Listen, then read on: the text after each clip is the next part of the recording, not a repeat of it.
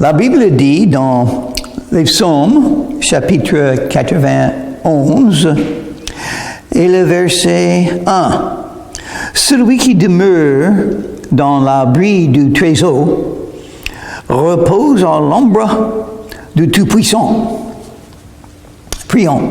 Merci Seigneur pour ta parole. Aide-nous à comprendre et à pratiquer dans nos vies. Que ton nom soit glorifié, Seigneur Jésus. Amen. Demeurer sous l'abri du Très-Haut. Dieu est appelé le Très-Haut et le Tout-Puissant. Il est le Très-Haut, c'est-à-dire, il contrôle tout, il décide tout. Tout dans le monde, dans l'univers, est au-dessus de Dieu. Il est le Très-Haut. Et avec ça, il est tout-puissant, il peut tout faire. Il est l'autorité, le Seigneur des Seigneurs, le chef, le premier. Il décide, il contrôle, il change, il fait des miracles, et il peut tout faire. Donc, demeurer sous l'abri du Très-Haut, ça parle de se confier dans le Seigneur et persévérer, demeurer sous l'abri. C'est un abri parce qu'il nous protège. L'ombre du Très-Haut, ça veut dire il est autour de nous. Il est devant nous, à côté de nous, avec nous. Et celui qui demeure sous l'abri du Très-Haut est quelqu'un qui se confie en Dieu. Il croit. Il a confiance que Dieu est là, que Dieu l'aime et que Dieu peut tout faire. Je dis à l'Éternel, mon refuge et ma forteresse, mon Dieu, en qui je me confie. Donc il parle à Dieu. La vie de prière. La vie chrétienne, c'est une vie de prière. On parle de Jésus, on parle à Jésus au sujet de toutes choses dans nos vies. Et ça veut dire se confier. Croire veut dire se confier. C'est-à-dire, on n'appuie pas sur son intelligence ni sur sa sagesse, mais on se confie dans l'Éternel de tout notre cœur. Reconnais-le dans toutes tes voies et il aplanera tes sentiers. C'est exactement ce que celui qui a écrit ça est en train de faire. Et c'est notre objectif, n'est-ce pas? Nous confier en Dieu et en Jésus chaque moment de chaque jour. Comme ça, on est protégé, on a confiance, on est béni. Alors, comment est-ce que les gens de la terre vivent sans se confier en Dieu? Moi, je ne comprends pas. C'est pas la vie, c'est la mort. C'est pas la vie humaine, c'est dans les ténèbres. Quand on ne reconnaît pas Dieu, quand on ne se confie pas en Dieu, c'est une vie horrible. Nous sommes là pour les aider, pour parler de la paix, de l'amour et du pardon que Jésus donne. Car c'est lui qui te délivre du filet de l'oiseleur, de la peste et de ses ravages. C'est-à-dire, il a des dangers dans la vie, beaucoup de dangers. Il a des méchants, des gens violents, des maladies, des guerres, des difficultés, des problèmes, des tribulations, des persécutions. C'est-à-dire, la vie chrétienne, c'est une guerre spirituelle. Et on ne peut pas combattre sans l'aide de Dieu. Il est notre force. Il est notre abri, comme c'est dit là. Il est notre refuge. Et il nous délivre du filet de l'oiseleur. Qui c'est? Le diable et tous les démons et tous les gens qui sont utilisés par le diable pour nous faire du mal. Vous aurez des flèches brûlantes lancées vers vous. Les doutes, les mots négatifs, les accusations. Parce que le diable est le grand accusateur des croyants. Vous serez l'objet de tout ça. Mais Dieu peut vous protéger. C'est pourquoi nous avons Ephésiens chapitre 6, commençons au verset 10, une liste des armes spirituelles. Si vous, en croyant, avez toutes les armes spirituelles dans votre vie, chaque jour, fidèlement, vous n'allez pas tomber quand vous êtes attaqué, mais si vous en manquez une des armes spirituelles, vous allez tomber. Vous allez tomber, vous serez détruit. Votre vie chrétienne va faire une chute. Mais si vous avez toutes les armes spirituelles, vous serez fort dans le Seigneur. Protégé, fortifié, préparé pour les attaques qui vont venir contre vous de temps en temps. Heureusement, ce n'est pas chaque moment de chaque jour, mais il y aura les jours de guerre. Quand vous serez attaqué par les ennemis de la croix, les ennemis de notre Seigneur Jésus, les ténèbres spirituelles, mais vous pouvez rester debout si vous vous confiez en Dieu. Il te couvrira de ses plumes et tu trouveras un refuge sous ses ailes. C'est-à-dire, les oiseaux de la terre symbolisent quelque chose. Quand un oiseau protège ses petits avec ses ailes, ça symbolise ce que Dieu fait pour nous. Il nous protège. Nous sommes sous l'ombre de l'Éternel, de Tout-Puissant, et nous sommes sous les ailes de Dieu. Sa fidélité est un bouclier et une cuirasse. Sa fidélité à ses enfants. Si vous êtes un vrai croyant en Jésus, vous êtes protégé. Vous êtes aidé. Vous avez un refuge, un secours. Dieu. Donc, il n'y a rien à craindre. Dieu vous aime. Il est fidèle. Sa fidélité dure à toujours. C'est un bouclier et un cuirasse. Les armes de Dieu. Le bouclier de la foi. On a la foi en Dieu et ses promesses. Dieu garde toujours ses promesses. Il ne mente pas. Quand il dit quelque chose, les années peuvent se passer, les siècles, les milliers d'ans peuvent se passer. Mais Dieu garde toujours ses promesses. Il a fait une promesse à Abraham.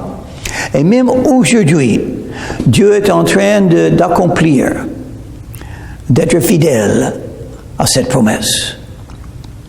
Et un jour, Israël sera le plus puissant de tous les pays de la terre quand Jésus revienne et quand Jésus est roi, pas seulement d'Israël, mais roi de toute la terre, de la ville de Jérusalem et le trône de David, selon la promesse que Dieu a donnée à David.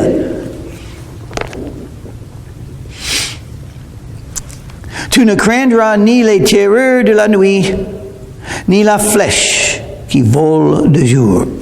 Vous pouvez être attaqué la nuit ou le jour. Il faut être préparé par la prière, par le salut, par l'évangile de Christ, l'évangile de paix, par la justice et la vérité, par la parole de Dieu, l'épée de Dieu qui est la parole.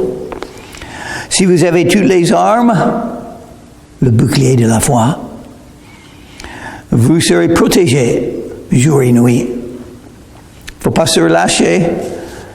Il faut être préparé parce que vous pouvez être attaqué le jour ou la nuit. Mais il ne faut pas craindre parce que vous avez confiance maintenant. Vous connaissez Éphésiens chapitre 6, commençons avec le verset 10. Vous avez la prière aussi. Vous priez pour les frères et les sœurs en Christ. Et vous priez surtout qu'ils puissent avoir des occasions, le courage, l'amour et la foi pour rendre leur témoignage autour d'eux. Nous avons tous un boulot à faire. Aider les non-croyants à venir à Jésus. L'Esprit et l'épouse disent « Viens », c'est-à-dire « Viens Jésus ». Viens être sauvé si vous avez soif pour le pardon des péchés. si vous avez soif pour connaître Dieu, si vous avez faim pour arriver dans le paradis et pas l'autre endroit où on me dit, il fait beaucoup chaud, il fait chaud là-bas. Mais Jésus veut vous sauver et il peut vous sauver.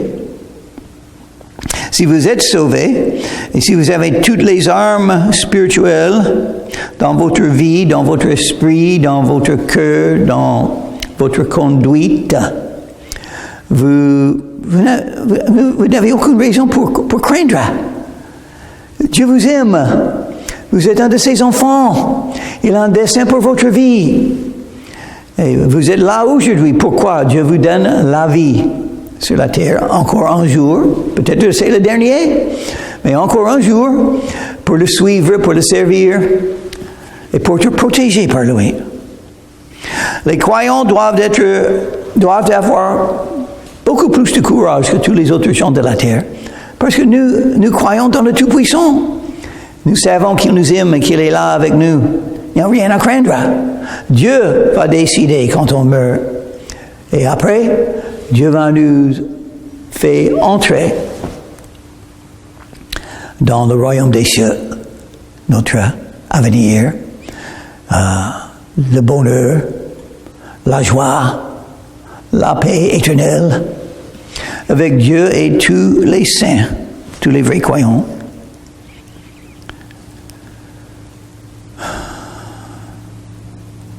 Ni la peste qui marche dans les ténèbres, ni la contagion qui frappe en plein midi, que 1000 tombent à ton côté. Qu'est-ce qu'il parle là? Il parle des maladies. Maintenant, il parle encore de la guerre. La guerre, vous pouvez être... Pourquoi il y a quelques gens qui font la guerre, ils sont les soldats, les militaires, mais ils sont protégés. Ils reviennent après la guerre. Beaucoup ont été tués autour d'eux, à côté d'eux. Mais eux, ça marchait bien. Ils ont fait la guerre, ils sont revenus. Pourquoi? Dieu a décidé. Beaucoup sont morts. Mais Dieu décide même dans la guerre. Il peut vous protéger même quand 1000 à ta côté sont tombés. Et 10 000 à ta droite. De tes yeux seulement, tu regarderas et tu verras la rétribution des méchants. Dieu est juge. Nous prions pour les non-croyants. Selon le commandement de Jésus, nous aimons nos ennemis. Mais Dieu est juge et il est là. Toute la terre lui appartient. Chaque personne sur la terre, ils sont vivants. C'est Dieu qui donne la vie et c'est Dieu qui ôte la vie quand Dieu est prêt. Et Dieu est juge. Il est saint. Il n'aime pas le péché. Il peut punir. Et heureusement, il est miséricordieux. Et heureusement, Jésus est mort pour nous sur la croix de Calvaire et pour tous. Il est mort pour tous. Il veut sauver. Mais il y a toujours un jour de jugement qui vient. Il faut faire attention. Dieu n'aime pas le péché. Il faut venir à Jésus et trouver le pardon quand vous avez l'occasion de le faire. Aujourd'hui, vous pouvez le faire. Aujourd'hui, vous pouvez venir à Jésus et trouver le pardon des péchés et la vie éternelle et l'amour de Dieu. Mais si vous ne faites pas, vous allez tomber parce que Dieu doit juger le péché, il le fera. Car tu es mon refuge, ô Éternel, tu fais du trésor ta retraite. Aucun malheur ne t'arrivera, aucun fléau n'approchera de ta tente, car il ordonnera à ses anges de te garder dans toutes tes voies. Ils te porteront sur les mains, de peur que ton pied ne heurte contre une pierre. Oh, je me rappelle de ces versets. Il y a quelqu'un dans le Nouveau Testament qui a cité ces versets. Qui c'était? Le diable.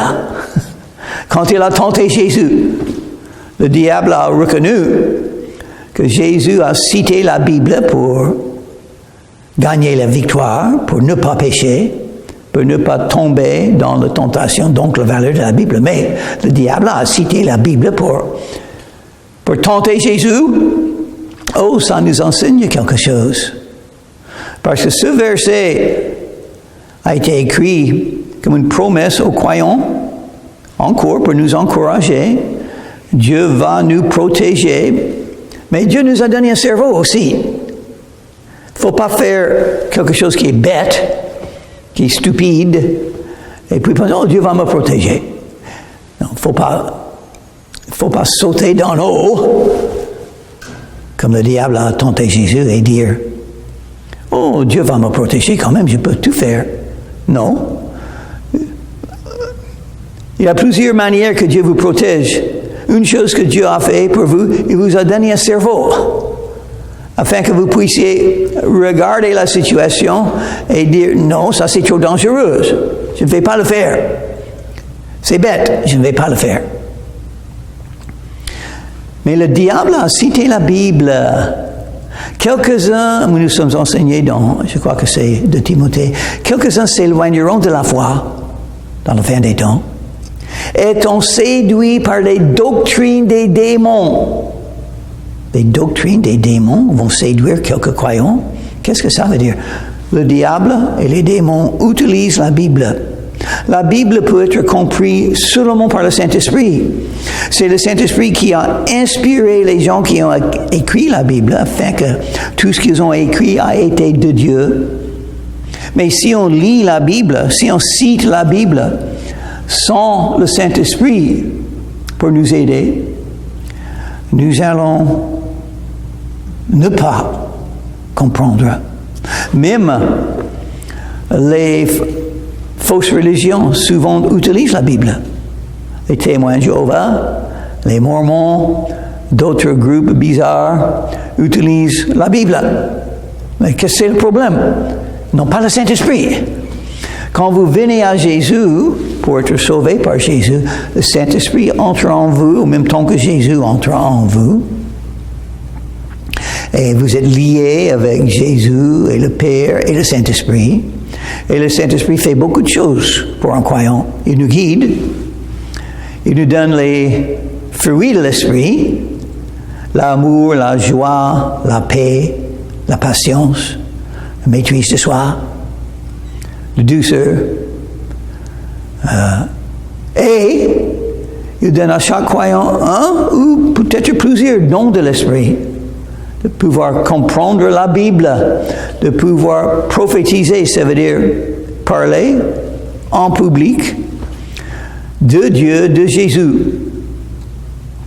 de la Bible, pour enseigner la Bible. Ce sont quelques-uns des dons, il y a d'autres. Il y a 3 listes des dons qui se trouvent dans la Bible, dans le Nouveau Testament, que le Saint-Esprit donne. Comment servir Dieu, si vous êtes croyante?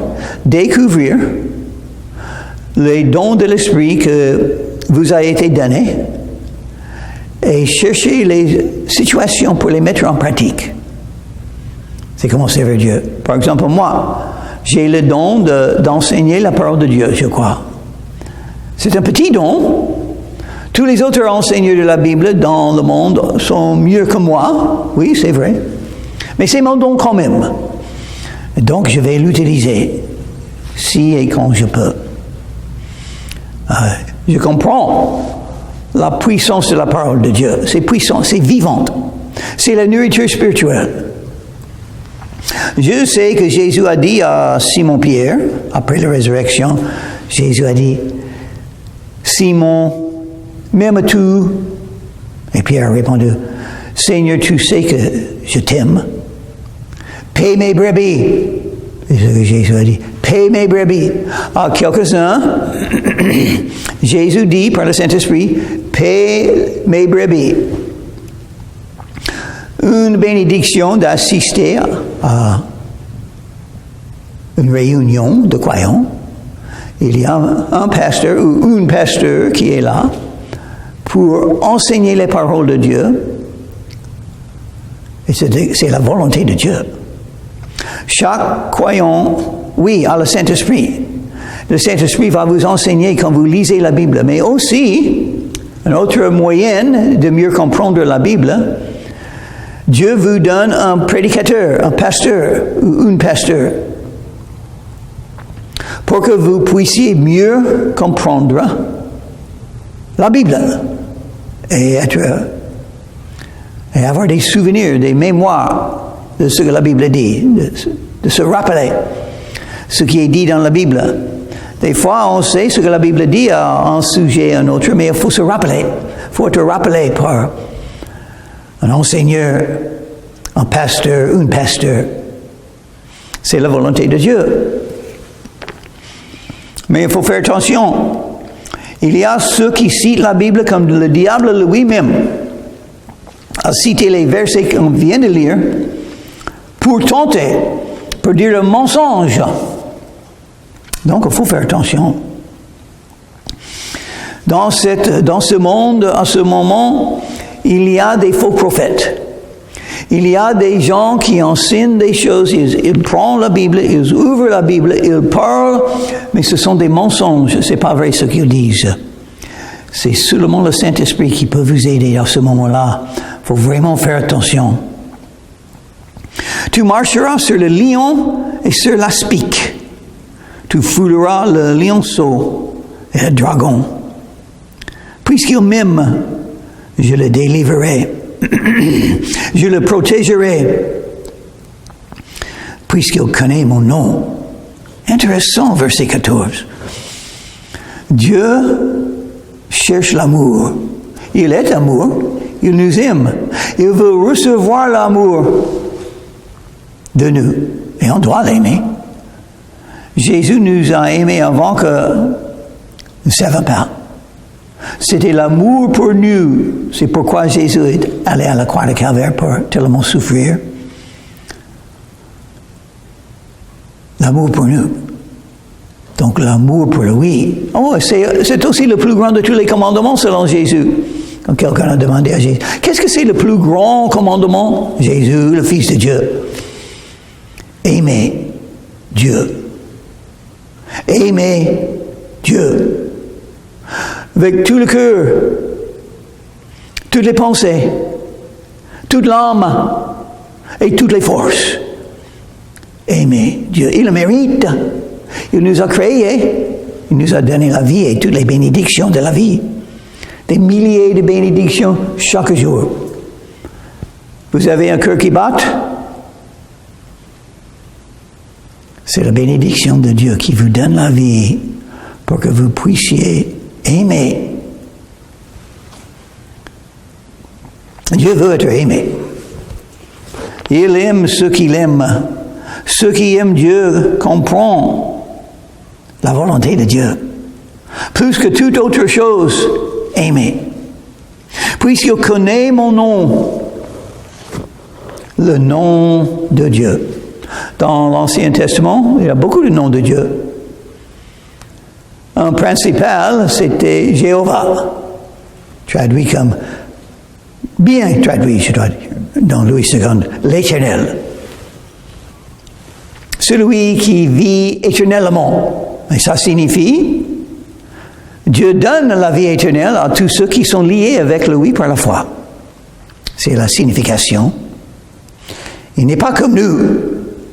Nous avons une vie très courte. Nous allons mourir. Nous allons tous mourir. Mais Dieu habite éternellement et il veut nous donner la vie éternelle. Par foi en lui. Abraham crut Dieu. Et cela lui a été imputé à justice. Dans le Nouveau Testament, Dieu a beaucoup de noms. Peut-être le nom principal, c'est Jésus. Oui, à mon avis, c'est Jésus. L'ange Gabriel s'est manifesté à Marie. Et l'ange a dit, il faut donner le nom Jésus. Parce qu'il sauvera son peuple de ses péchés. Le mot Jésus veut dire sauveur. Jésus sauve des péchés. Il est mort sur la croix afin de pouvoir sauver les pécheurs de leurs péchés. Êtes-vous sauvés? Romains chapitre 10 et le verset 13 dit, « Quiconque invoquera le nom du Seigneur sera sauvé. » Vous êtes sauvés ou perdus? Si vous êtes perdus, c'est horrible. Vous n'avez pas d'avenir dans le royaume des cieux. Vous êtes toujours coupable, en danger de la justice de Dieu contre le péché. Donc, il faut être sauvé. C'est facile d'être sauvé.